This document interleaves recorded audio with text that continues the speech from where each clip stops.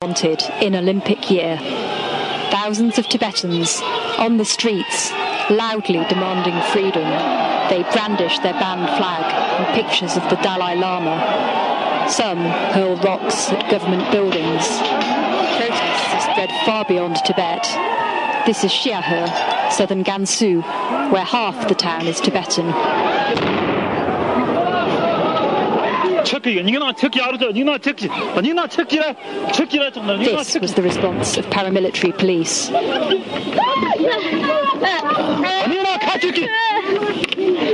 Tear gas grenades scattering the crowd.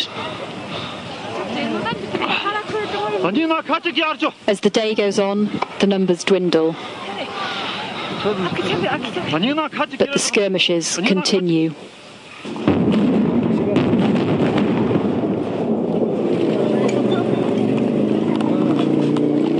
5 minutes ago, there was a big standoff between the police, the paramilitaries, and the residents here. And the police have obviously had enough. There were the riot police, scores, maybe hundreds of them, just down the street.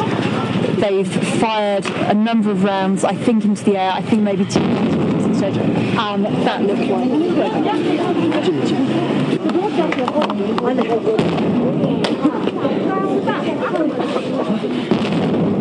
They're obviously bracing themselves for manoeuvres. The paramilitaries are starting to move up the street. They're moving into formation with their riot shields.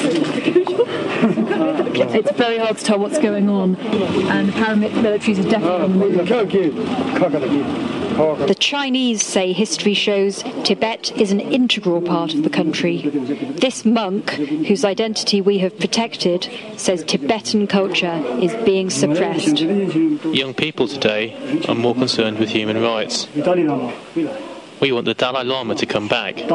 This footage from Friday shows a ceremony at Lebrang Monastery turning into a mass protest. We do this for human rights and freedoms. It's a good way to express ourselves. There's no reason to suppress it.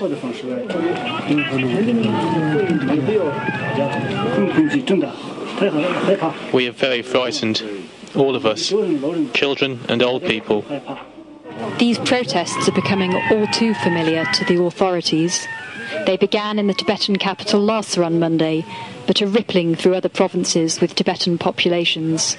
There's unrest in Qinghai and Sichuan too. So far, the security forces have not unleashed their full power. Perhaps they will find other ways to deal with demonstrators in days to come. Xiahe is waiting to see which runs out first, the passion of protesters or the patience of the authorities.